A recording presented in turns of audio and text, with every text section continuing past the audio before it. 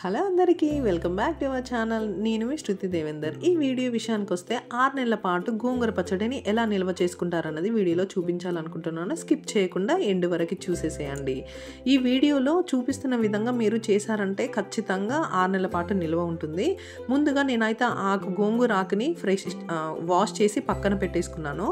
అది నీళ్ళు ఆరిపోయేంత వరకు ప్యాన్లో ఆయిల్ తీసుకొని 4 టేబుల్ స్పూన్స్ ఆయిల్ తీసుకొని గోంగూర ఆకునైతే ఆయిల్లో ఫ్రై చేసుకోవాలి.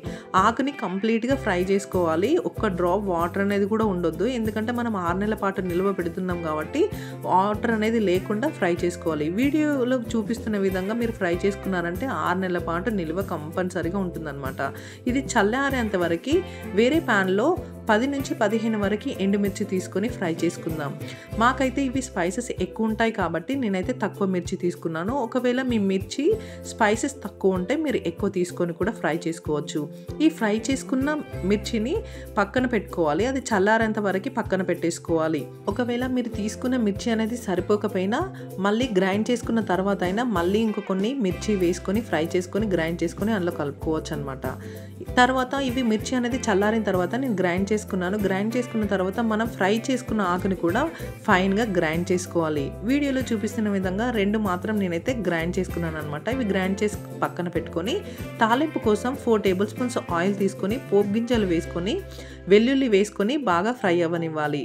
ఇది ఫ్రై అయిపోయిన తర్వాత టేస్ట్కి తగ్గట్టు ఉప్పు అలాగే పసుపు వేసి బాగా ఫ్రై అవ్వనివ్వాలి.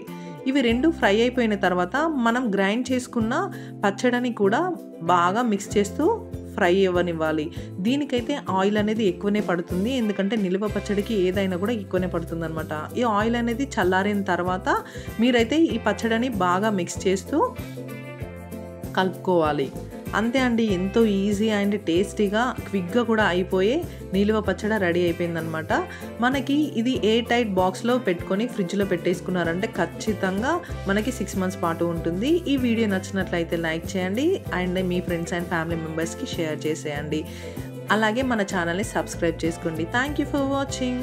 మళ్ళీ నెక్స్ట్ వీడియోలో కలుద్దాం. బాయ్.